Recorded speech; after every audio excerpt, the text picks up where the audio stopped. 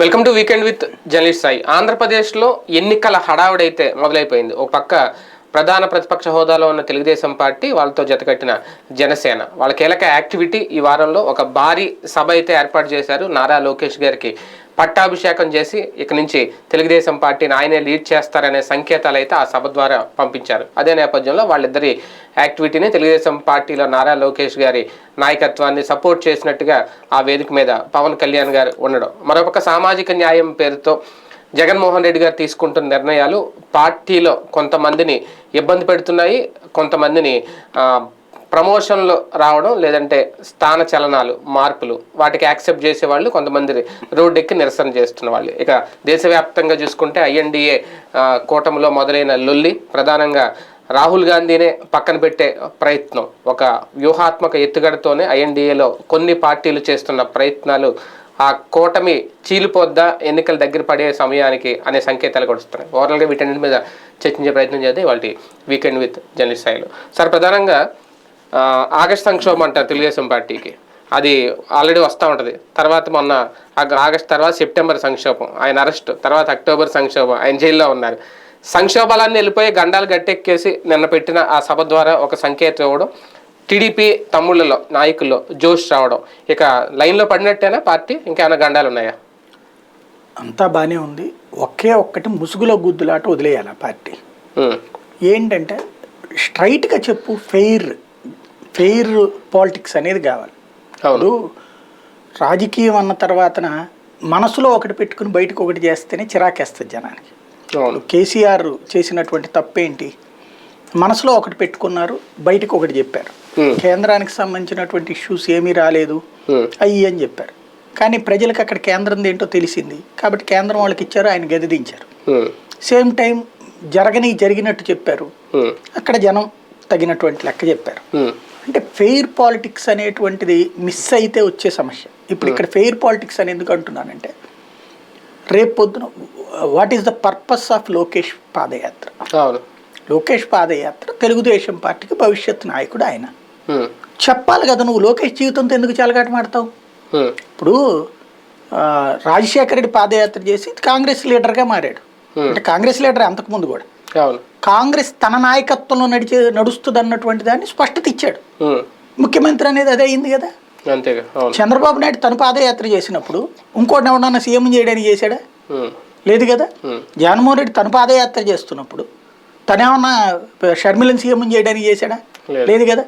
మధ్యలో షర్మిల పాదయాత్ర మా అన్న కోసం అని చెప్పింది, అయితే సీఎం అని చెప్పలా, మా అన్న కోసం అని చెప్పింది. కానీ ఆవిడలాగా పక్కకి వెళ్ళిపోయేలా ఆవిడ పరిస్థితి. ఇప్పుడు ఆవిడ పరిస్థితుల్లోకి లోకేష్ ఎందుకు నెడతావు నువ్వు? లోకేష్ పాదయాత్ర చంద్రబాబుని సీఎం చేయడం కోసం చంద్రబాబు చేయాలి, కానీ నేనెందుకు చేయడం? అంతే కదా. సమస్యలు తెలుసుకోవడం ఎందుకు తెలుసుకోవాలి? తను సీఎం అవడానికి తెలుసుకోవాలి అంతే.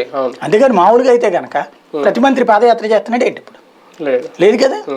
లేదా పార్టీ నడపడం కోసం పాదయాత్రలు చేస్తున్నారు, కమ్యూనిస్టులు ఏమైనా చేస్తున్నారు, లేకపోతే ఎవరైనా చేస్తున్నారు? మంత్రి అవడం కోసం ఎవరు పాదయాత్ర చేయరు కదా.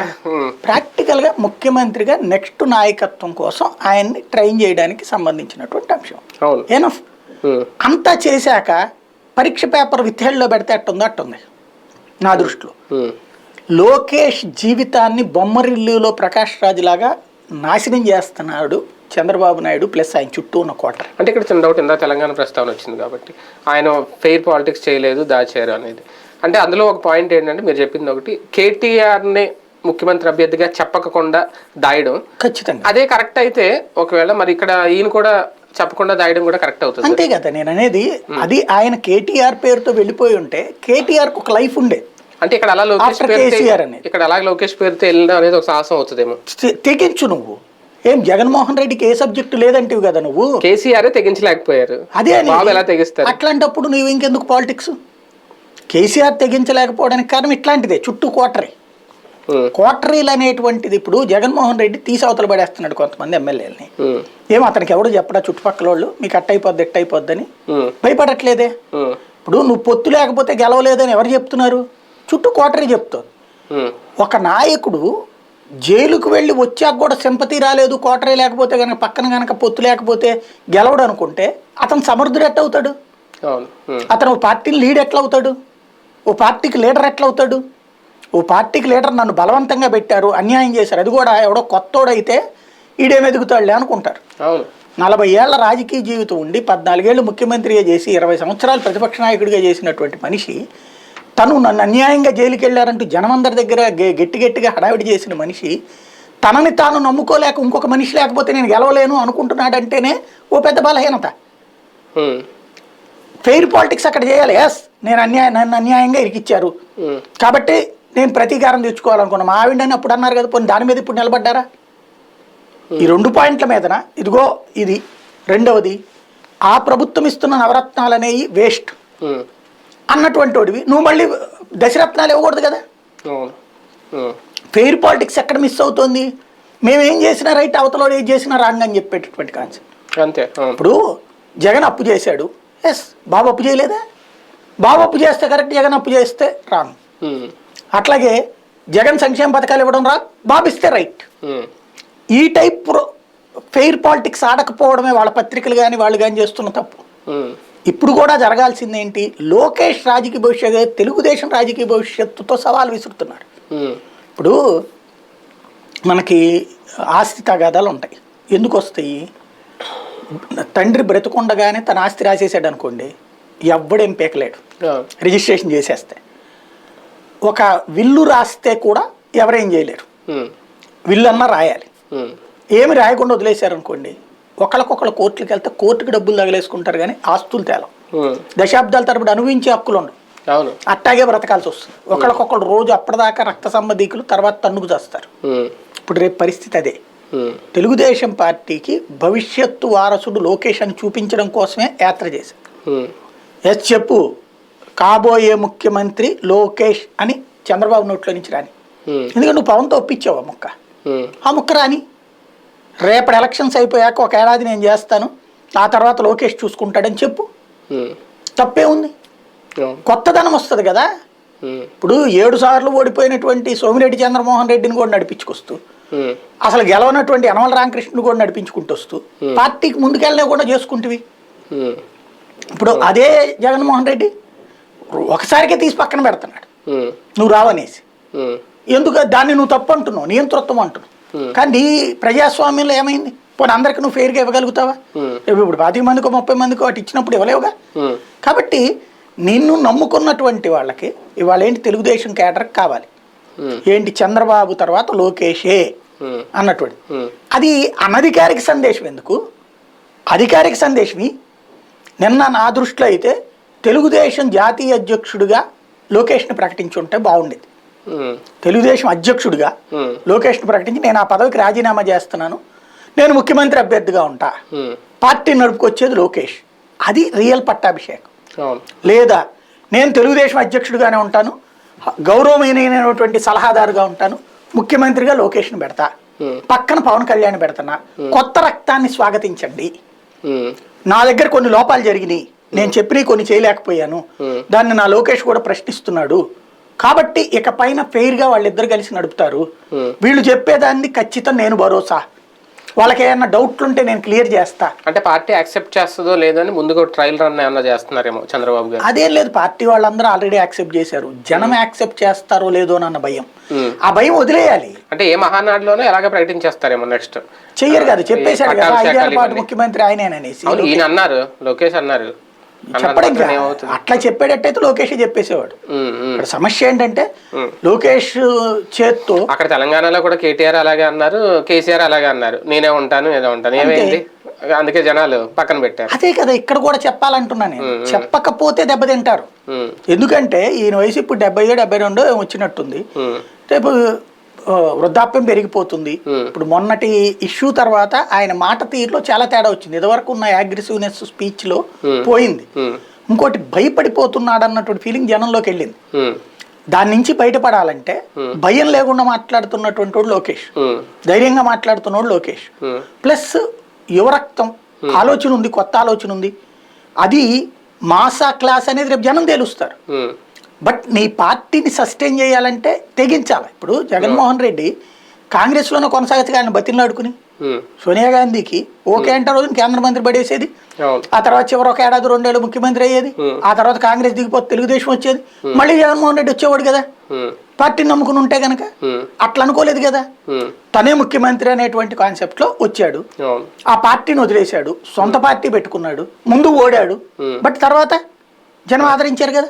నీకు ఇవాళ నష్టమైతే రేపు పొద్దున్న నిలబడతావు, నేను ఆల్రెడీ నష్టపోయావు కాబట్టి వాళ్ళు నిలబడే అవకాశం ఉంటుంది.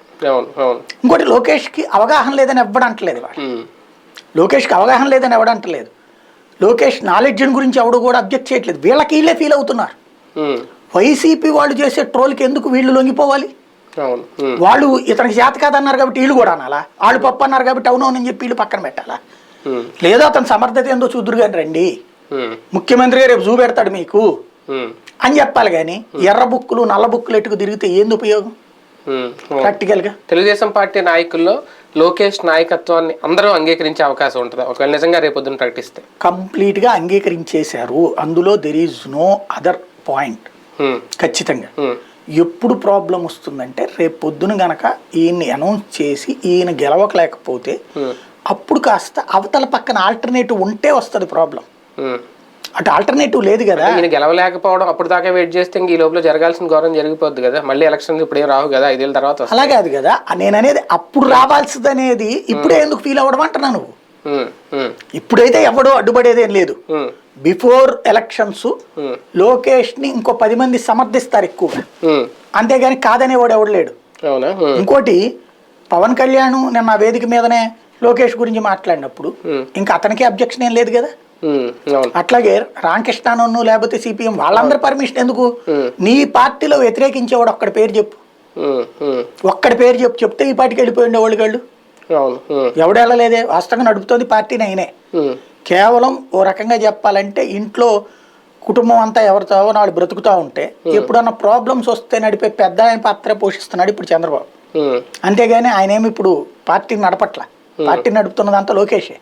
అది తెలుసు కదా, జనానికి తెలుసు, పార్టీ వాళ్ళకి తెలుసు. అంటే ఈయనకి ఇంకా అనుభవం ఉంది, పాలించే సత్తా ఉంది, ఈయన ఇంకా హెల్త్ పరంగా కూడా ఏం వీక్ అయిపోలేదు, వయసు పరంగా అంటే ఇంకా 5 ఏళ్ళ తర్వాత వీక్ అవుతారేమో. ఇలాంటి సమయంలో లోకేష్ గారి నాయకత్వం అవసరం టీడీపీకి. అంటే మీరు అఫిడవిట్ చదవలేదు అనుకుంటారు, ఆయనకి వెనకాల అంబులెన్స్ ఉండాలి. అది మొన్న జైల్లో వచ్చినప్పుడు ఇచ్చింది సర్టిఫికేట్, డాక్టర్ ఇచ్చాడంటే మనం నమ్మాలి కదా. ఆయన ఆరోగ్యం పరంగా అయితే గనక ఏ క్షణమైనా ఇబ్బంది అనేటువంటిది హాస్పిటల్ చెప్తాను, బయటికి గంభీరంగా ఉంటారు, నేను కూడా చాలా గంభీరంగా ఉంటా, ఉన్నట్టుండి పడ్డిన రోజున ఎప్పుడు నాకు తెలుస్తుంది. అంటే అఫిడవిట్ చదవలేదు కానీ ఆయన చెప్పిన మాటలు అయితే ఉన్నా, తమ్ముళ్ళు నేను ఇంకా స్ట్రాంగ్ గానే ఉన్నా, నేను ఇంకా ఎంగే తమ్ముళ్ళు అని చెప్పి స్వయంగా ఆయన అన్నారు. అంతకు ముందు అది తర్వాత హాస్పిటల్ నుంచి జైలు నుంచి బయటకు వచ్చాయి చెప్పట్లా ముక్క, కాబట్టి అది జైలుకి ముందు వింటున్నారు. జైలుకి వెళ్ళిన తర్వాత ఆరోగ్యం దెబ్బతిన్నటువంటిది బయటపడింది కదా. రెండోది ఆయన తర్వాత ఎవరు అనేటువంటిది ఇవాళ మీరు మానసికంగా తెలుగుదేశం డిపెండెంట్ స్టేజ్కి రావడం అన్నది ఆ పార్టీ ఎదుగుదలకు ప్రమాదం. డిపెండెంట్ స్టేజ్ వాళ్ళు ఏమంటుంది, జనసేన లేకపోతే తను లేననేటువంటి స్టేజ్లో ఉంది. అదేమంటే వాళ్ళ పార్టీ వాళ్ళు ఏమంటారంటే ముందట వాడుకుంటాం తర్వాత ఎన్నికలు అయిపోయాక మేము చూసుకుంటాంలే అనేటువంటి రూట్లో ఉంటారు. కానీ అట్లా చూసుకున్నారు ఇంతకుముందు కూడా. జనసేన మీద డిపెండ్ అవుతుంది తెలుగుదేశం అంటే నారా లోకేష్ గారికి అంత శక్తి సామర్థ్యాలు లేనట్టే కదా లెక్క. అదే కదా, ఆ సంకేతం పోకూడదు అంటున్నా నేను. పోతున్నట్టే కదా, ఇంకేముంది, పోకూడదు ఇప్పటికైనా. అందుకనే అనౌన్స్ చెయ్యాలి అంటున్నా. బాబు తనని తను నమ్ముకోవట్లా, లోకేష్ నమ్ముకోవట్లా, పార్టీ క్యాడర్ నమ్ముకోవట్లా, పవన్ కళ్యాణ్ నమ్ముకుంటున్నాడంటే పరిస్థితి ఏంటి? నారా లోకేష్ కూడా ఒక ఇంటర్వ్యూలో బాబు గారే ముఖ్యమంత్రి అవుతారని చెప్పారు తప్ప మొన్న ఆ వేదిక మీద 5 ఏళ్ళు చంద్రబాబు నాయుడు గారే ముఖ్యమంత్రిగా ఉంటారని చెప్పి ప్రకటన ఏం చేయలేదు.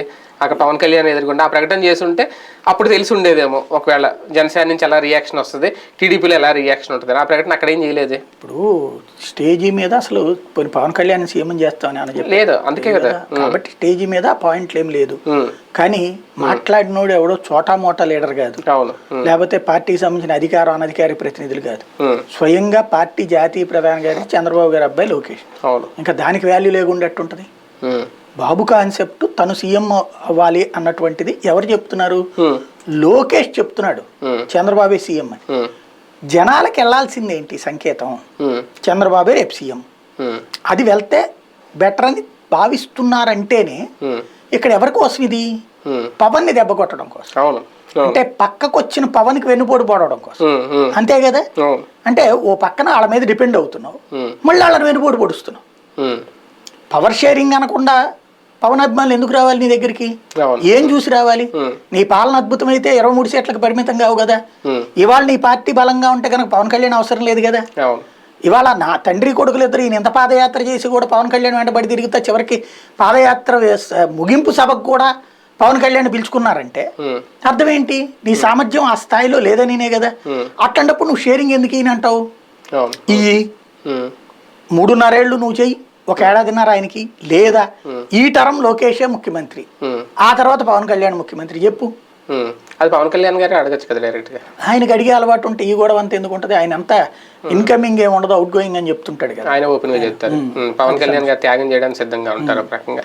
కానీ ఆ వేదిక మీద ఒక రకంగా నారా లోకేష్ గారికి పట్టాభిషేకం చేస్తున్నారని సంకేతం ఇవ్వడం జనసేన నాయకులు ఓకే ఆయనైతే యాక్సెప్ట్ చేసేసారు. అక్కడ జనసేనలో అందరూ యాక్సెప్ట్ చేసే పరిస్థితి ఎంతవరకు ఉంటుంది? జనసేనలో వాళ్ళు తెలుగుదేశం గురించి ఏం డిసైడ్ చేస్తారు? వాళ్ళకేం సంబంధం? ఇప్పుడు జనసేనలో పవన్ కళ్యాణ్ తర్వాత నాదెళ్ల మనోహర్ ఉండాలా లేదా, లేకపోతే నాగబాబు, వీళ్ళ ముగ్గురు తప్పించి ఎవరు చూస్తారు పార్టీని? దాంట్లోనే ఓ దిక్కు లేదు, దానికి ఒక కమిటీ లేదు, పాడు లేదు, ఉన్నదే కమిటీ అంతా, అందరూ కన్వీనర్లు, ఎటపడితే అట్టు ఉన్నది. నియోజకవర్గాల వారిగానే దిక్కు లేదు, అది బూతుల కమిటీలే లేవు. అట్లాంటప్పుడు వాళ్ళు ఇంకొక పార్టీ ఎట్ట ఉండాలి వాళ్ళెట్ట చెప్తారు? పవన్ కళ్యాణ్ చూసే ఈసారి కాపు సామాజిక వర్గం అంతా ఒకే తాటి మీదకి వచ్చింది. ఆయన చాలా కులాలని లేపారు, ఒంటరి బలిజ తెలగ వీళ్ళందరూ రండి పెద్దన పాత్ర పోషించండి అని. అందుకే గతంతో పోలిస్తే ఓటు శాతం కూడా పెరుగుద్ది అనేది. తమ నాయకుడు అనేవాడికి రేపొద్దున్న పట్టాభిషేకం చేయరు, అధికారం ఎవరో లేదంటే సీఎం సీట్ కట్టబెట్టరు అంటే ఆ ఓటు శాతం ఆ వచ్చిందంతా ఉంటుందా, వెళ్ళిపోద్దా వెనక్కి? అంటే బేసిక్గా వచ్చిందని ఎవరు చెప్పారు అసలు? ఇంతకీ వాళ్ళు అనుకుంటున్నారు అంతే. వచ్చి ఉంటే మొన్న జరిగిపోవాలి కదా. మొన్న జరిగిన ఎన్నికల్లో ఏం తేలింది? ఎమ్మెల్సీ ఎన్నికల్లో తెలుగుదేశమే కదా గెలిచింది, లేకపోతే బీజేపీకి వచ్చినాయి కదా. జనసేన పోటీనే చేయలేదు కదా. వాళ్ళని వాళ్ళు ఎక్కడ ప్రూవ్ చేసుకున్నారు? ఎమ్మెల్యే ఎలక్షన్స్ లో వాళ్ళు పోటీ చేయలేదు, శాంతం డ్రాపుడు. ఎంపీటీసీ జెడ్పీటీసీల్లో తెలుగుదేశం మద్దతుతో చేశారు. తెలుగుదేశం పోటీ చేయనంటే తెలుగుదేశం వాళ్ళ సహకారంతో వీళ్ళు చేశారు. అక్కడ ఇంకా సొంతగా బలం చూపించుకోలేదు, కొన్ని భారతీయ జనతా పార్టీతో కలిసి బలం చూపించుకోలేదు. కార్పొరేషన్ ఎన్నికల్లో సొంతగా పోటీ చేసింది ఏం లేదు, అక్కడ తెలుగుదేశం మద్దతుతో చేశారు. ఇంకా వీళ్ళుగా ఏం ప్రూవ్ చేసుకున్నారని చెప్తారు? ఓటింగ్ పెరిగిందని. జనం కోసమే పవన్ టీడీపీ వాడుకుందాం మన సభలో, జనం వస్తారనే పవన్ ఆహ్వానించారా? అంతకుమించి ఏమన్నా ఉందా? లేదు, సంకేతం రాంగ్ గా వెళ్ళకూడదని పిలిచారు నాకు తెలిసి. ఎందుకంటే పవన్ రాకపోతే గనక ఇది వీళ్ళ చుట్టూ ఉన్న కోటరీ చేసిన తప్పు. ముందు ఇద్దరు వస్తారని చెప్పి అనౌన్స్ చేసి ఆ తర్వాత పవన్ రావట్లేదని చెప్పేటప్పటికి వేరే సంకేతంలోకి వెళ్ళిపోయాను. వాస్తవంగా అక్కడ ఒక చిన్న ఇంటర్నల్ స్ట్రగుల్ నడుస్తుంది నాకు అర్థమైనంత వరకు. ఇది ఎవడో చెప్పాడని చెప్పని మనం అక్కడ బాత్రూంలో ఏం పెట్టలేదు. కానీ విషయం నాకు అనిపిస్తున్నది ఏంటంటే లోకేష్నే లైమ్ లైట్లోకి తీసుకురావాలి అన్నటువంటి ఫీలింగు అచ్చెన్నాయుడు వీళ్ళు అందరికీ ఉన్నది. పార్టీకి నెక్స్ట్ ఇది అన్నటువంటిది, బయటికి వెళ్ళకూడదు అన్నటువంటిది. అదే సందర్భంలో అందుకని క్రియాశీలమైన సందర్భంలో మనమే ఉండాలి అంటున్నారు వాళ్ళు. చంద్రబాబు నాయుడికి ఏంటి అంటే భారతీయ జనతా పార్టీని వెంట పెట్టుకొచ్చేటువంటి వ్యక్తి కింద పవన్ కళ్యాణ్ అవసరం ఉంది అక్కడ. ఎందుకు? తనకి డోర్లు మూసుకుపోయినాయి అక్కడ. కాబట్టి భారతీయ జనతా పార్టీని వెనక్కి పెట్టుకొచ్చేటువంటి అవసరం ఒకటి. రెండవది కాపు సామాజిక వర్గపు ఓట్లని తీసుకొచ్చుకోవడం అనేది ఇంకొక ఎత్తు. ఈ రెండు ఆస్పెక్టుల్లో ప్లస్ సంకేతం రేపు పొద్దున వెళ్ళాలి, కలిసి ఉంటున్నాం అన్నటువంటిది, తద్వారా ప్రత్యామ్నాయం అనేటువంటి జనంలోకి వెళ్ళాలి అన్నది చంద్రబాబు వ్యూహం. అందుకోసం ఈ వీళ్ళ మాట ఆ పాయింట్లో వినలా. ఇది ఈ సభ వరకు మనం లోకేష్ని హైలైట్ చేద్దాం అన్నదాన్ని ఆయన వినలా. పవన్ కళ్యాణ్ని వెంట పెట్టుకుని వచ్చాడు. పవన్ కళ్యాణ్ అడిగింది ఈయన.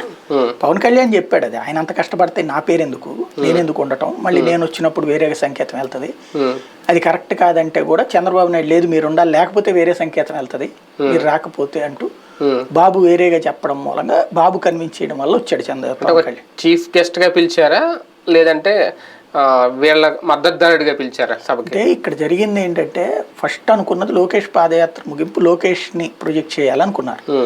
తర్వాత ఏమైపోయిందంటే వీళ్ళు లెక్కలేసుకున్నప్పుడు ఇప్పుడు దీనికే దగ్గరగా 100 కోట్లు ఖర్చు అయ్యి ఉంటుంది. ట్రైన్స్ వేయాలా, బస్సులు వేయాలి, భోజనాలు పెట్టాలి, అక్కడ సభ ప్రాంగణం ఇంత చేసేటప్పుడు వాళ్ళు అంత ఖర్చు అవుతుంది. అంత ఖర్చు పెట్టి మళ్ళీ ఇంకో సభ పెట్టలేరు కదా. కాబట్టి అక్కడే మనది జాయింట్ అంటే ఓ రకంగా అనవసరమైనటువంటి ఇది లెక్కేసేసుకున్నారు, డబ్బులు లెక్కేసేసుకుని ఇక్కడే మనం ఇద్దరం కలిసి మాట్లాడేసేస్తే పోలేదా ఇప్పుడు మనం ఒక్కోసారి వీడియో చేసేటప్పుడు నేనేం చేస్తుంటా అంటే ఒక 5-6 వీడియోలు చేస్తా, ఇది నేషనల్ ఇంటర్నేషనల్ ఇష్యూస్ వచ్చి.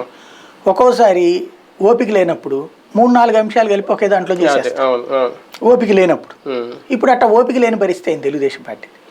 ఓపిక లేక అన్ని కలిపి ఒకే చోట చేసేసింది. లోకేష్ వారసత్వం అక్కడే చెప్పేసింది, ఈ నలుగురే వీరులని అక్కడే చెప్పేసేసింది. అదే సందర్భంలో అక్కడి నుంచినే మేము ఈ 6 హామీలే కీలకం, పవన్ కళ్యాణ్ ఆ తర్వాత చూసుకుంటామని చెప్పేసింది.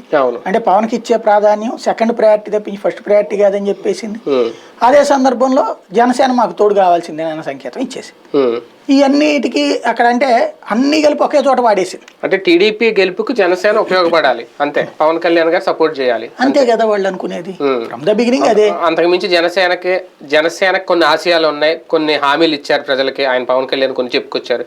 వాటికైతే టీడీపీ ప్రాధాన్యత ఇస్తుందా ఇవ్వదా? అంటే ఇప్పుడు మీరు ఎన్డీఏ భాగస్వామి పక్షాలు ఉన్నాయి, జేడీయూ ఇంతకుముందు, ఇప్పుడు లేదనుకోండి, లేకపోతే ఏఐఏడీఎంకే, తెలుగుదేశం, వీళ్ళందరూ వీళ్ళకు ఎజెండా ఉంటుంది, రాష్ట్ర స్థాయిలో ఒక ఎజెండా ఉంటుంది. కానీ పొత్తు పెట్టుకున్న తర్వాత ప్రధాన పక్షపు ఎజెండాకు అనుగుణంగా వీళ్ళు పనిచేయడమే. వాళ్ళ దగ్గర నుంచి కొంచెం నజరానా తీసుకోవడం, అంటే వాళ్ళు మంత్రి పదవి ఇస్తే తీసుకుని ఆ మంత్రిత్వ శాఖ ద్వారా తన రాష్ట్రం బాగు చేసుకోవడం, అట్లాంటిది తప్పించి దాంతో నడిపిస్తానంటే కుదురుద్దా? తోక తలను నడిపిస్తుందా? నడిపించదు కదా. తల తోకను నడిపిస్తుంది, అంతేగాని తోక తలను నడిపించదు కదా. ఇప్పుడు ఇక్కడ అంతే, ఇది తోక, అంతేగాని తలకాయ కాదు.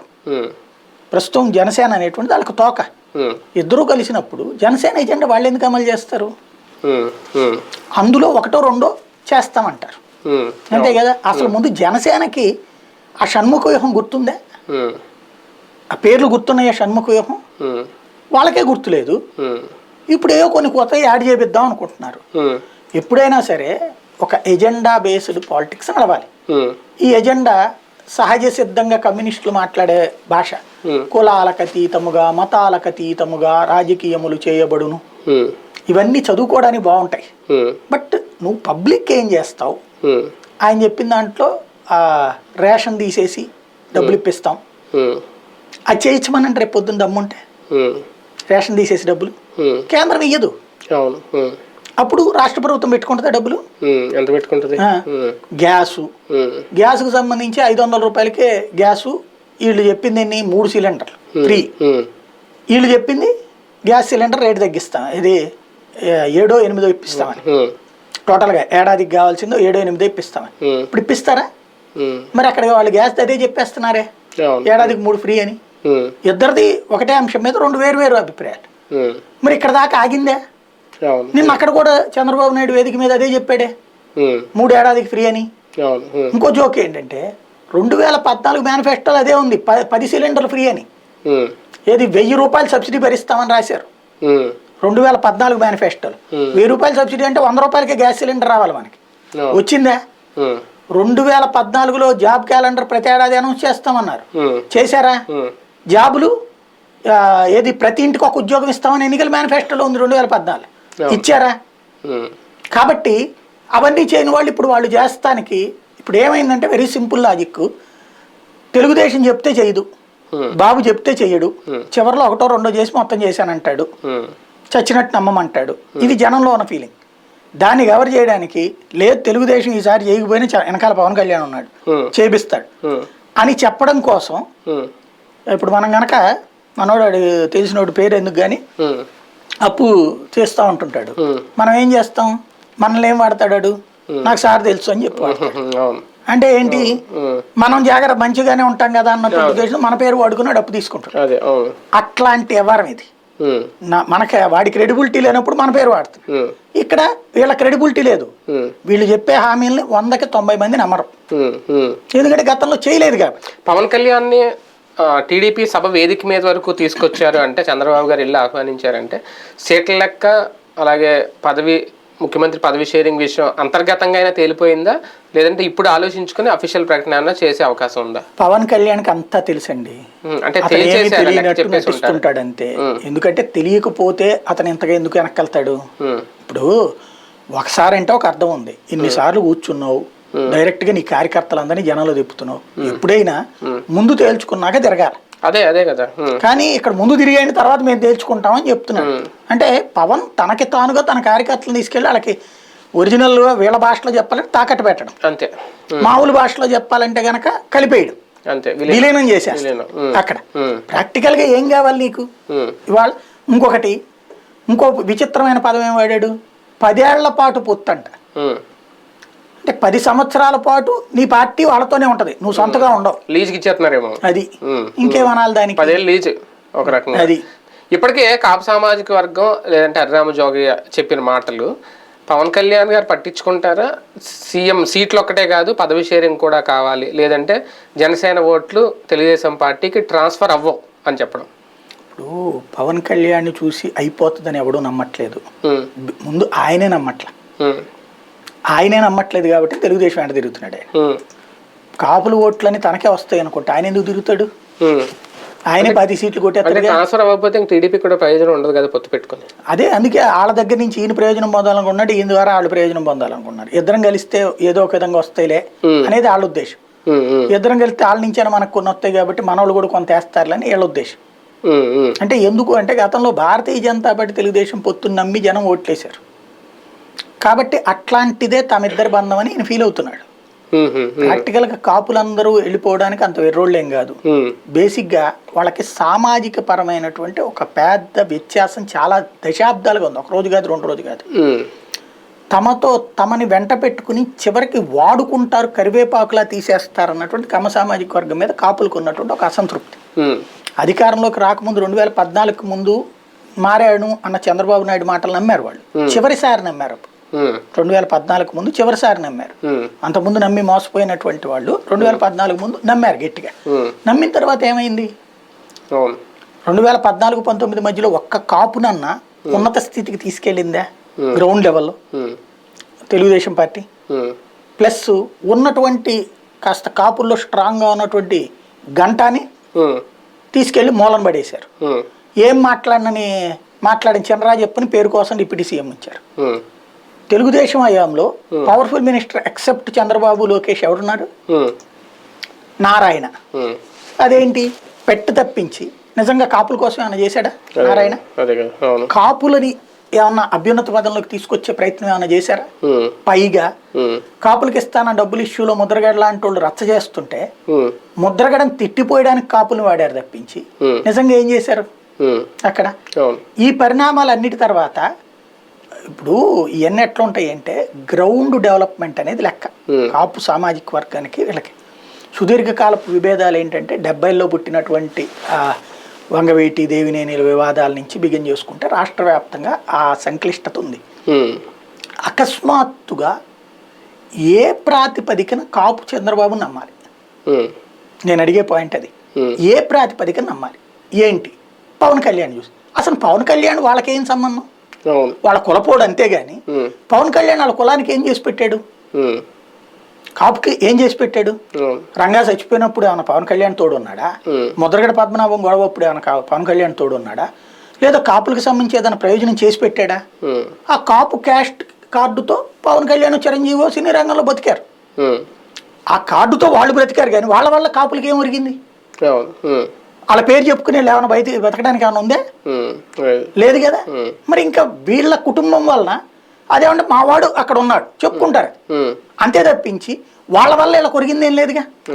బేసిక్ గా వీళ్ళు వాళ్ళ పేరు చెప్పుకున్నారు కానీ ఇప్పుడు కాపుల పేరు చెప్పుకుని చిరంజీవి 18 సీట్లు సాధించాడు. కాపుల పేరు చెప్పుకుని పార్టీ నడుపుతున్నటువంటి పవన్ కళ్యాణ్ తప్పించి కాపులకి వీళ్ళ వల్ల ఒరిగింది ఏంటి?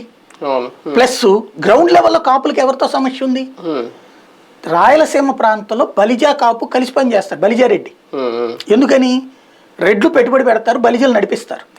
నడిపించే బలిజల మీద వాళ్ళకి నమ్మకం ఎక్కువ రెడ్లకి. కాబట్టి వాళ్ళకి ఎక్కడ డిస్ప్యూట్స్ లేవు. అక్కడ ఆంధ్రాలో వచ్చేటప్పటికి కమ్మ కాపు ఒక డిస్ప్యూట్ ఎక్కడ ఉందంటే వ్యాపారం దగ్గర, పొలాల దగ్గర, అన్ని చోట్ల కూడా వీళ్ళిద్దరి మధ్యన డిస్ప్యూట్. పొలం దగ్గర, వ్యాపారాల దగ్గర డిస్ప్యూట్స్ వీళ్ళే. బెజవాడ గొడవలన్నీ ఏంటి? వ్యాపారాల్లో ఎవడు పెట్టుబడి. అప్పుడు కమ్యూనిస్టుల నాయకత్వం ఉండేది. కమ్యూనిస్టులు కమ్మ సామాజిక వర్గం వాళ్ళు లీడ్ చేసేవాళ్ళు. గొడవ వచ్చింది అసలు కమ్యూనిస్టులు వర్సెస్ కాంగ్రెస్ అనాలి, కానీ కులాల గొడవ అయ్యింది. అందులో కమ్యూనిస్టు కమ్మ సామాజిక వర్గం వాళ్ళు యూనియన్లను అడ్డం పెట్టి వ్యాపారాలను నాశనం చేస్తుండేవాడు, బెదిరించి వసూలు చేస్తుండేవాడు. అందుకని కాపుల తరపున అటు పక్కన వంగవీటి రాధ, ఇప్పుడున్న రాధా వాళ్ళ పెదనాన్న రాధాని లీడ్ తీసుకుంటే, ఆ రాధాకి తోడు ఆ రోజున దేవినేని ఉన్నాడు, గాంధీ. వీళ్ళిద్దరు బాగానే ఉన్నారు అనుకుంటే ఆ తర్వాత వాళ్ళిద్దరు విడిపోయారు. దాని ఇంపాక్ట్ ఇప్పటికే ఆ రోజు నుంచి ఈ రోజు వరకు నడుస్తున్నది.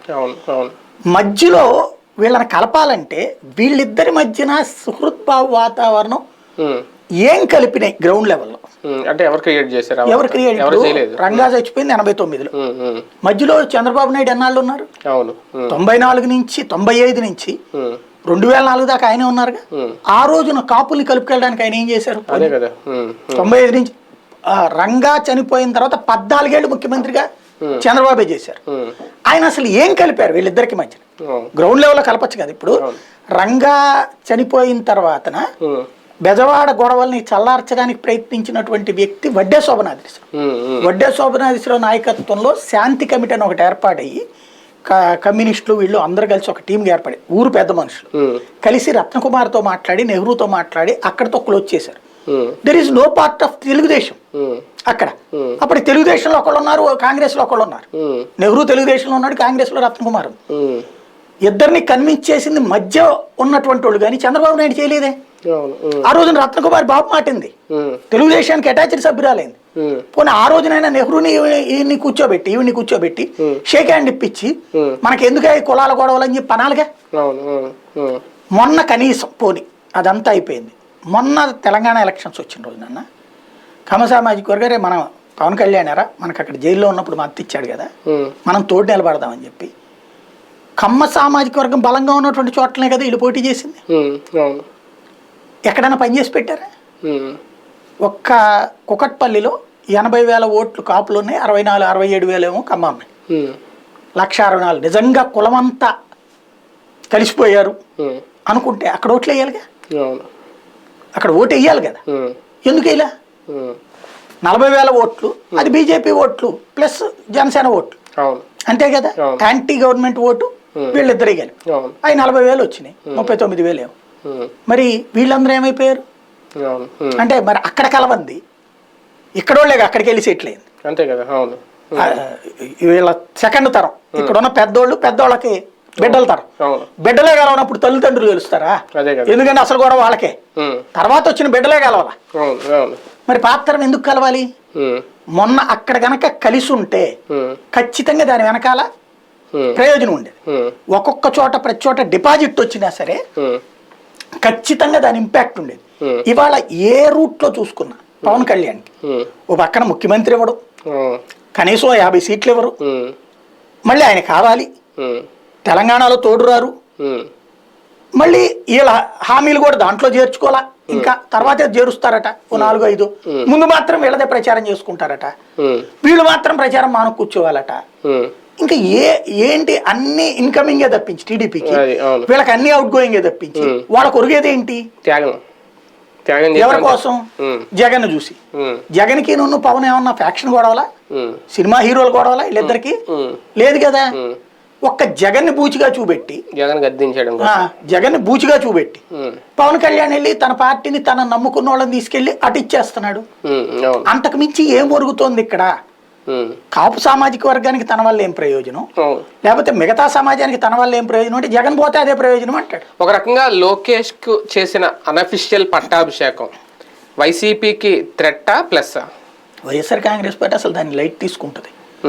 ఎందుకంటే దాంట్లో జనం అంత రావడం అన్నటువంటి దానికి వాళ్ళు ఆటోమేటిక్ గా ఎవరైనా పోగేసుకున్నప్పుడు వస్తారనే ఫీల్ అవుతారు. జనం పెద్ద పట్టించుకోరలేదు, ఏళ్ళు పెట్టినా వస్తారు. పవన్ కళ్యాణ్ గారు సింగిల్ గా పెట్టిన ఎప్పటి సభలో ఎంతమంది వచ్చారు జనం వస్తారా?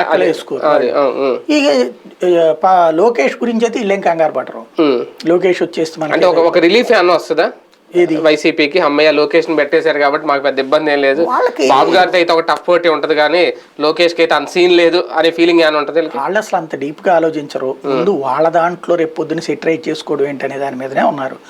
వీళ్ళు ఏదైనా ఒక మెస్మరైజింగ్ పాయింట్ ని జనంలోకి తీసుకొచ్చి ఉంటే షాక్ అయ్యి ఉండేవాడు. టీడీపీ జనసేన కలిపి బీజేపీని తీసుకొచ్చిన వేదిక మీదకి, లేకపోతే ఎన్డీఏ కూటమిలో చేరిపోతున్నామని ప్రకటించిన, లేదంటే పవన్ సీఎం అభ్యర్థిగా ప్రకటించిన, ఐఎన్డీఏ కూటమిలో చేరుతున్నామని ప్రకటించిన, అట్లాంటిది ఏదన్నా ఒక షాకింగ్ పాయింట్ ఉంటే వీళ్ళు వెనక ముందు ఆలోచించాల్సి వచ్చింది. ఏ సర్ప్రైజ్ ఇష్యూ లేదు. ఒరిజినల్ గా చెప్పాలంటే సినిమా గురించి కథ అంతా ముందే తెలిసాక థియేటర్కి వెళ్తే ఎట్టుందో మొన్న జరిగింది అంతే. జస్ట్ ఆ సినిమా థియేటర్ చూసి వచ్చాం, కాకపోతే అదొక సక్సెస్ మీట్, సినిమా ఏం లేదు అంతే. తప్పించి ఏం లేదు.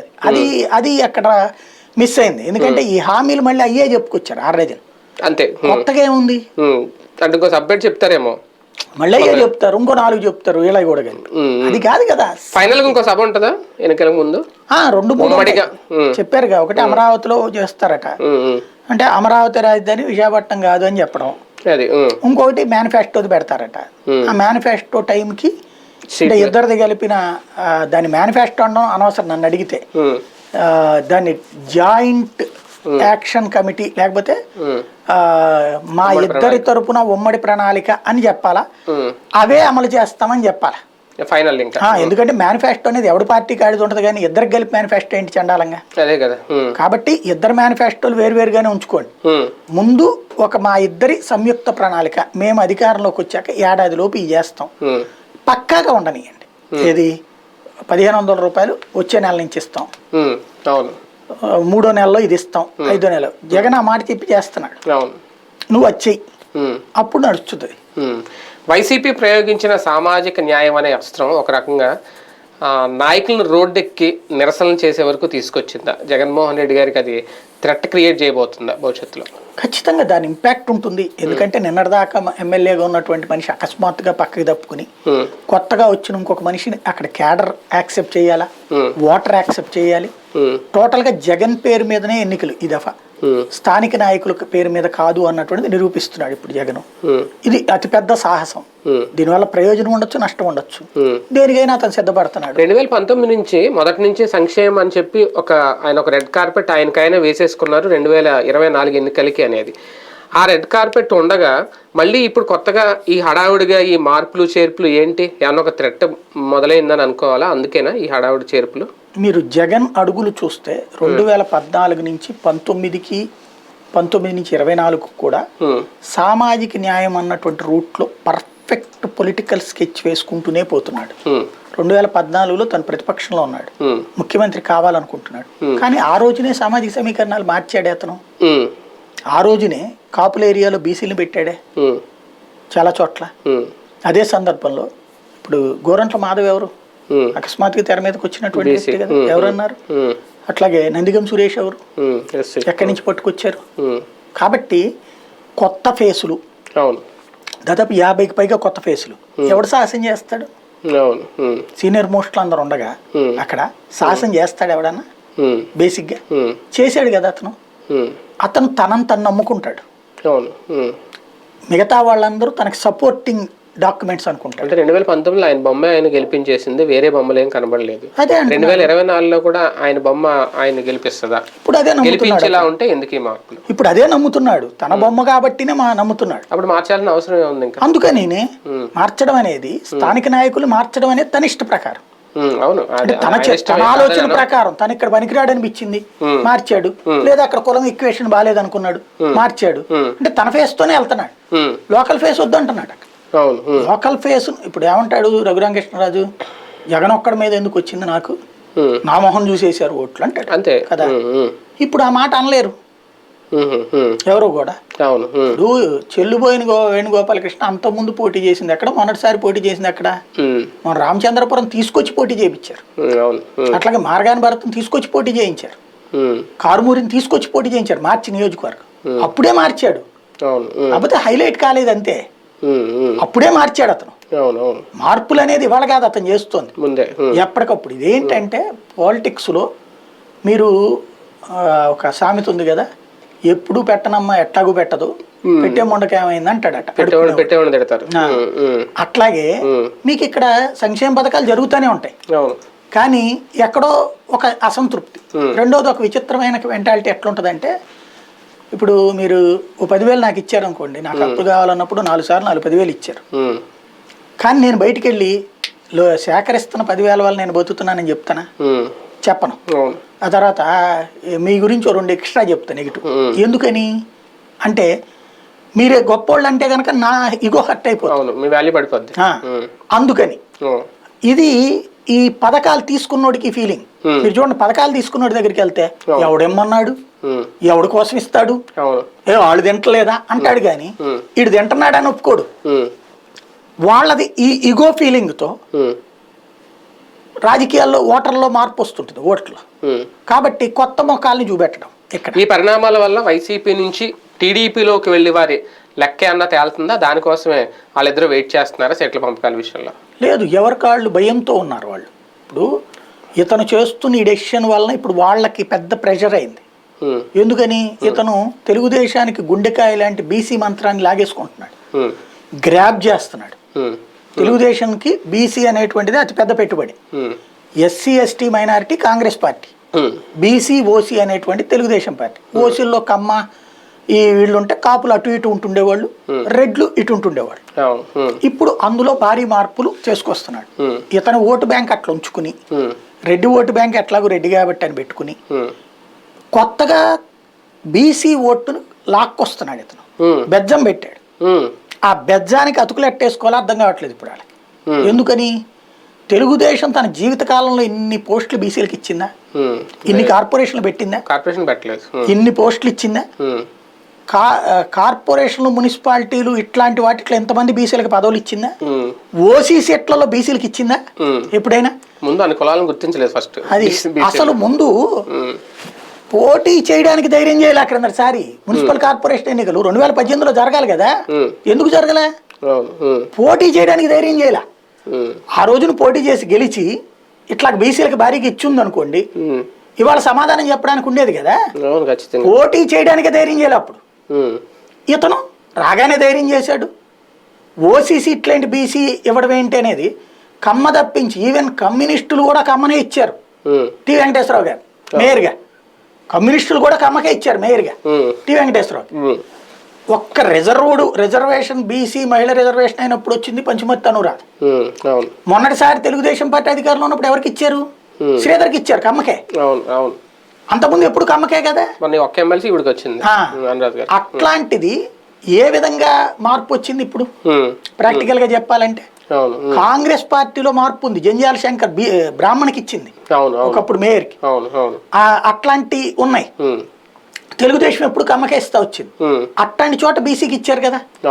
కాబట్టి ఇక్కడ కాపు, నగరాలు, బీసీ కులాల ఈక్వేషన్లో ఇతను చేసినందులో 10వ వంతు కూడా తెలుగుదేశం చేయలే. అది ఇప్పుడు చేసినంతగా. ఇంతకుముందు దాని ఈక్వేషన్స్ దానికి ఉన్నాయి. అది దానికి దీనికి తేడా ఏంటంటే అది 35 మార్కుల దగ్గర ఆగింది. వీళ్ళు డిస్టింక్షన్ కొట్టారు, ఏది క్యాస్ట్ ఈక్వేషన్స్. కాబట్టి ఆ బీసీ మంత్రాన్ని నమ్ముకుంటున్నాడు. రెండవది ఈ చిల్లు పెట్టే ప్రయత్నంలో ఉన్నాడు. ఇది ఒక రకంగా చెప్పాలంటే తన కెరీర్ని తను పణంగా పెట్టుకున్నాడు జగన్మోహన్ రెడ్డి. దీంట్లో వ్యతిరేకతలు ఉండొచ్చు, దీనివల్ల కొత్తగా వెళ్ళిన చోట నాయకులు ఎదురు తిరగచ్చు, ఓటర్లను కన్విన్స్ చేయలేకపోవచ్చు, దానివల్ల అసంతృప్తి రావచ్చు. అయినా సరే తను తెగించాడు. ప్లస్ బీసీలని ఎక్కువ ఇస్తున్నాడు, ఉన్న వాళ్ళ సీట్లు తీసేస్తున్నాడు. తద్వారా ఉన్న వాళ్ళు ఎవరైతే సీట్లు రాలేదో వాళ్ళు అసంతృప్తి ఫీల్ అవ్వచ్చు. అయితే తెలుగుదేశం దగ్గర స్పేస్ లేదు. తెలుగుదేశం ఇప్పుడు చేర్చుకోవాలంటే కిందసారి 23 మందిని చేర్చుకుంటే ఏమైంది దాని పరిస్థితి? ఉన్న నాయకుల్ని సంతృప్తి పరచలేక వాళ్ళకి మధ్య డిస్ప్యూట్ కొట్టుకుపోయారు. ఒక గొట్టిబడి తప్పించి ఎవరు గెలవాలి. ఈ ట్రిప్ తెచ్చుకోవడానికి ఒక పక్కన ఆల్రెడీ పవన్ కళ్యాణ్ ఓ 25-30 అక్కడ లెక్క ఉంది, కమ్యూనిస్టులు అది గెలుపు. ఇవాళ బీజేపీ వస్తే 40 పోతాయి అక్కడికి. ఇంకా ఏం బేసిస్ చేసుకుని వీళ్ళు కొత్త వాళ్ళ నీళ్ళని కూడా తీసుకుని అలిగిన వాళ్ళకి ఆల్టర్నేటివ్ లేదు. వైసీపీ మీద అలిగిన వాళ్ళకి ఆల్టర్నేటివ్ లేదు. అవకాశం బీజేపీకి ఉంది, అది వాడుకుంటారు లేదు, అది తర్వాత విషయం. ఓకే, భారతీయ జనతా పార్టీ విషయంలో ఒక రకంగా ఐఎన్డీఏ కూటమి నరేంద్ర మోడీకి మరొకసారి రెడ్ కార్పెట్ వేసేలాగా వాళ్ళ నిర్ణయాలు వాళ్ళ మధ్య మొదలైన లొక్కలొక్కలు ఏమైనా కనిపిస్తున్నాయి. నేను మొట్టమొదటి చెప్పాను, ఇదంతా పచ్చి స్వార్థపరుల కూటమి. మమతా బెనర్జీ తను ముఖ్యమంత్రి అవుతూ తను ప్రధాని కావాలనుకుంటాడు. కేజ్రీవాల్ తను ముఖ్యమంత్రిగా ఉంటూ తను ప్రధానమంత్రి కావాలని కోరుకుంటాడు. అఖిలేష్ యాదవ్ వాళ్ళ నాన్నకి దక్కన అదృష్టం తనకు కావాలని కోరుకుంటాడు. లాలూ ప్రసాద్ యాదవ్ నేను జైలుకి వెళ్ళి వచ్చినా సరే నేనే పీఎం కావాలని కోరుకుంటాడు. నితీష్ కుమార్ లాలూ నడ్డు పెట్టుకుని పీఎం కావాలని కోరుకుంటాడు. ఎంతమంది ప్రధానమంత్రి అభ్యర్థులు ఉంటే వాళ్ళ దగ్గర ఏట శరద్ పవార్ అంతే, ఉద్దవ్ థాకరే అంతే, అందరూ ప్రధానులు కావాలనుకుంటున్నప్పుడు ఎట్లాగా ఈ బొంత కదురుది అంటే ఇప్పుడు అంత లేదనుకుంటా. ఇప్పుడు ఒక దారికి వచ్చేసారు కదా, ఖర్గేని కొంతమంది ప్రతిపాదించడం, కేజ్రీవాల్ కానీ మమతా బెనర్జీ కానీ వీళ్ళు, నితీష్ కుమార్ పేరు కొంతమంది ప్రతిపాదించడం, అంటే ఒక దారికి వచ్చేసారేమో, తగ్గినాయేమో. అసలు లాజిక్ అదే, దాన్ని నాశనం చేయడానికి వేసిన కుట్ర అది. బేసిక్ గా ఏంటంటే ఫిల్టర్ అయిందేమో అని. అసలు కాంగ్రెస్ పార్టీ ఇదివరకు యూపీఏ, యునైటెడ్ ప్రోగ్రెసివ్ అలయన్స్, అది కాస్త ఐఎన్డిఏ అన్నారు. దీంట్లోకి అదనంగా వచ్చినటువంటి వాళ్ళు కమ్యూనిస్టులు, ఉభయ కమ్యూనిస్టులు CPI CPM, Trinamool Congress, Samajwadi party, వీళ్ళు దాని పేరు ఏంటది ఆమ్ ఆద్మీ పార్టీ, వీళ్ళందరూ కూడా ప్రధానమంత్రి పదవుల కోసం పోటీ పడేవాళ్ళు. కమ్యూనిస్టుల పక్కన పెడితే ముగ్గురు కూడా ప్రధానమంత్రి పదవులు కోరుకునేవాళ్ళు. కేజ్రీవాల్, మమతా బెనర్జీ, ఇటు పక్కన అఖిలేష్ కోరుకునేటువంటి వాడు. వీళ్ళని తీసుకొచ్చేస్తే ముందు మనకి ప్రధానమంత్రి పదవి కాంపిటీషన్ ఉండదు కదా అని అది ఆశపడింది కాంగ్రెస్ అనుకుంది. వాళ్ళకి తర్వాత ఇద్దామని చెప్దాంలే అనుకుంది. వాళ్ళేంటి, వాళ్ళ రాష్ట్రాల్లో బీజేపీతో థ్రెట్ ఫీల్ అవుతున్నాడు. బీజేపీ వలన మింగుడు పడని పరిస్థితి. కాబట్టి కాంగ్రెస్ అడ్డు పెట్టుకుని ముందు అక్కడ బీజేపీని బెదిరిద్దాం, ప్రధానమంత్రి పదవి ఎట్టా కాంగ్రెస్ పార్టీ వల్ల కాదు, చివరిలో మనం ఎవరో ఒకళ్ళం తెచ్చుకోవచ్చు అనేసి గేమ్ నడుపుతున్నారు. ఓ పక్కన మిగతా వాళ్ళతో స్నేహం చేస్తూ రాహుల్ గాంధీకి అత్యంత సన్నిహితంగా మెలుగుతోంది మమతా బెనర్జీ. అట్లాగే మిగతా వాళ్ళతో మాట్లాడుతూ అఖిలేష్ యాదవ్ రాహుల్ గాంధీతో సన్నిహితంగా మెలుగుతున్నాడు. కేజ్రీవాల్ అంతే ఉన్నాడు. ఇది చూసి రాహుల్ గాంధీ ఏమనుకున్నాడు, ఇక నేనే కదా అని ఆశపడ్డాడు. కరెక్ట్ గా టైం చూసి వాత పెట్టారు వీళ్ళు. ఏంటది ఇప్పుడు ఉద్దేశం, మల్లికార్జున ఖర్గేని పెట్టడం ద్వారా నువ్వు ప్రధానమంత్రి పదవికి పనికిరావురా అని చెప్పడం. తద్వారా ప్రజల్లోకి ఏం సంకేతం వెళ్ళిపోయింది, రాహుల్ గాంధీ ప్రధానమంత్రి పదవి కానప్పుడు కాంగ్రెస్ పార్టీ ఇంకెందుకు అసలు లెక్కలోకి. మల్లికార్జున ఖర్గేని చూసి కాంగ్రెస్ కి రాలేదు కదా, గాంధీల కుటుంబాన్ని చూసి కాంగ్రెస్ కి వచ్చారు. మల్లికార్జున ఖర్గేని తాత్కాలిక సమస్యకి పరిష్కారం కింద పెట్టుకొచ్చారు అధ్యక్షుడిగా, బానే ఉంది, ఆయన అధ్యక్షుడిగా సాగాల. ప్రధానమంత్రి అభ్యర్థిగా రాహుల్ నుంచి వచ్చు కదా, వద్దన్నారు. కానీ ఈ టర్మ్ లో రాహుల్ గాంధీని పక్కన పెడితే ఈ గాంధీల కుటుంబం నుంచి వస్తున్న వారసత్వ రాజకీయాన్ని పూర్తిగా పక్కకు పెట్టేసినట్టే, సైడ్ చేసేసినట్టే. అట్లా అనడానికి ఏం లేదు. ఇప్పుడు మన్మోహన్ సింగ్ ని పక్కన పెట్టేది, మన్మోహన్ సింగ్ ముందు పెడితే పోయిందా, అక్కడ పార్టీలో ఎవడున్నా ఇప్పుడు పివి నరసింహారావు గాంధీల హవా. కాకపోతే అప్పుడు ఏఐసిసి అధ్యక్షురాలుగా సోనియా గాంధీ ఉన్నారు మన్మోహన్ సింగ్ ని పెట్టి. ఇప్పుడు కూడా ఇప్పుడు మరి ఖర్గే ఏం చేశారు కదా, ఇంకేముంది, పార్టీ పదవి లేదా, రేపు పొద్దున ప్రధాన అభ్యర్థిగా లేనప్పుడు ఇంకేముంది, గాంధీల కుటుంబం కూడా ఆవిడే కదా. ఇక్కడ ఇది ఒకటి, మన చేతిలో పని ఒకళ్ళకి ఫలితం ఒకళ్ళది. ఇక్కడ కాంగ్రెస్ లో ఎవరున్నా, ఖర్గే ఉన్నా, శశి థరూర్ ఉన్నా, సింధియా ఉన్నా, ఎవరున్నా నడిపించేది గాంధీల కుటుంబమే. మన్మోహన్ సింగ్ ఉంటే మన్మోహన్ సింగ్ పరిపాలన చేశాడా, లేదు కదా. ఖర్గేదైనా అంతే. కాబట్టి అక్కడ కాంగ్రెస్ లో గాంధీల కుటుంబం పక్కకు పోయేది ఏమి ఉండదు. వీళ్ళు ఏంటంటే ఈ మాట ప్రెషర్ తీసుకొస్తే అప్పుడు వీళ్ళల్లో ఎవరో ఒకళ్ళని ప్రధానమంత్రి చేయడానికి ఒప్పుకోవాలి కాంగ్రెస్. మెయిన్ కాంగ్రెస్కి వచ్చిన సమస్య ఏంటంటే దేశవ్యాప్తంగా బీజేపీ వర్సెస్ కాంగ్రెస్ పార్టీ 270 సీట్ల దాకా పోటీ పడతాయి. ఓన్లీ వాళ్ళిద్దరి మధ్యనే ఫైట్ ఉన్నటువంటి. అందులో 15-20కి మించి గెలవట్ల కాంగ్రెస్. నార్త్ ఇండియా మొత్తం మీద కలిపితే ఉన్నటువంటి సీట్లో 15-20కి మించి గెలవట్ల. దక్షిణాది మొత్తం మీద కలిపితే 15-20కి మించి గెలవట్ల.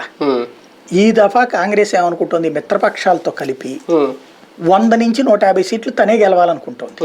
ఎస్పెషల్లీ తనకు బలం ఉన్నటువంటి స్టేట్స్ అనుకుంది, మధ్యప్రదేశ్, రాజస్థాన్, ఛత్తీస్గఢ్, కర్ణాటక, హిమాచల్ ప్రదేశ్, తెలంగాణ, వీటిని నమ్ముకుంది. వాళ్ళ కర్మగాలి మధ్యప్రదేశ్, రాజస్థాన్, ఛత్తీస్గఢ్ పోయినాయి. ఇప్పుడు దీంతో వాళ్ళకి అధికారంలో ఉన్నటువంటి 3 రాష్ట్రాలు, ఒకటి తెలంగాణ, కర్ణాటక, హిమాచల్ ప్రదేశ్. కాబట్టి ఈ మూడిట్లలో చూసుకుంటే తెలంగాణలో 17కి 17 రావు కదా, కర్ణాటకలో 28కి 28 రావు కదా. క్రిందటిసారి అంత పీక్ స్టేజ్ లో కూడా అక్కడ ఎన్ని ఓట్లు వేశారు, వీళ్ళకి 20 సీట్లు వాళ్ళే గెలుచుకున్నారు. కాబట్టి ఇప్పుడు అధికారంలో ఉన్నారు కాబట్టి ఎక్కువ ఇచ్చేస్తారా. అంతకుముందు అధికారంలో ఉన్నారు 2014లో, ఉండగానే బీజేపీకి వచ్చినాయి భారీ సీట్లు. కాబట్టి అక్కడ 2019లోనూ అట్లాగే వచ్చినాయి బీజేపీకి. ఇవాళ అయితే గీతే 3-4 కొడితే గ్రేటు, 20 కొట్టేయాలంటే ఎట్ట కుదురుద్ది అకస్మాత్తుగా. తెలంగాణ ఒక్కసారి కిందసారి 3 వచ్చినాయి, ఈ దఫా ఏకంగా 15 కొట్టేస్తారా.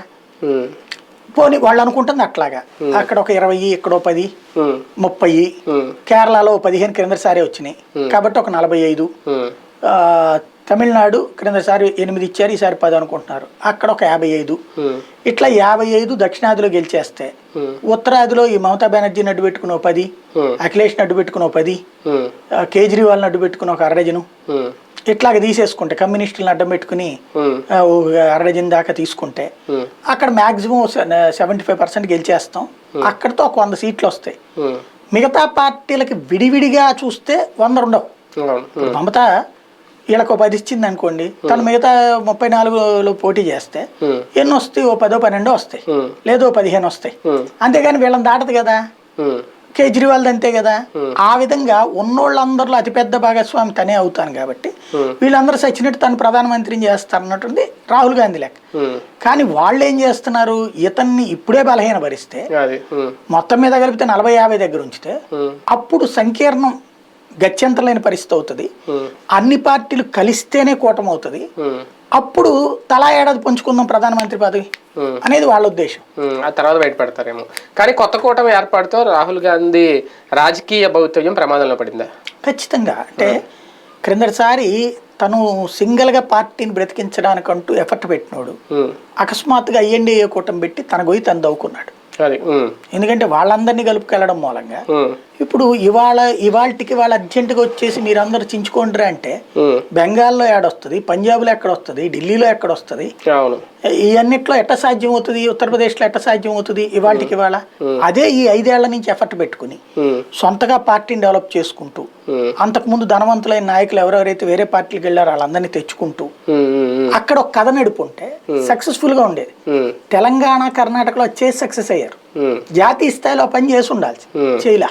మోడీ గ్రాఫ్ పెరుగుతుంది ఈ పరిణామాల వల్ల. ఇంకా ఒక రకంగా వీళ్ళు వచ్చిన లోపల కొత్తగా పెరిగేదేం లేదు, పోటీ తగ్గింది అంతే. అతనికి పోటీ తగ్గింది. అంటే కొన్ని పక్షాలు కూడా ఆలోచించుకుంటాయి కదా ఈ కూటమిలో ఉండాలి బయటకు రావాలి. ఇంకా ఇవాళ రోజున జనంలో అయితే మోడీ కాకుండా రాహుల్ గాంధీ గెలుస్తాడన్నో ఇంకో పార్టీ గెలుస్తుందన్నో అనే ఫీలింగ్ పోయింది. అది మోడీకి ఫెచ్చింగ్. ఈ కూటమి ఉన్న ఆల్టర్నేటివ్ మీద కూడా నమ్మకం లేకుండా చేయడం, రాహుల్ గాంధీని ఎంతో ఒకళ్ళిద్దరు నమ్మినా వాళ్ళ మీద కూడా లేకుండా చేయడం.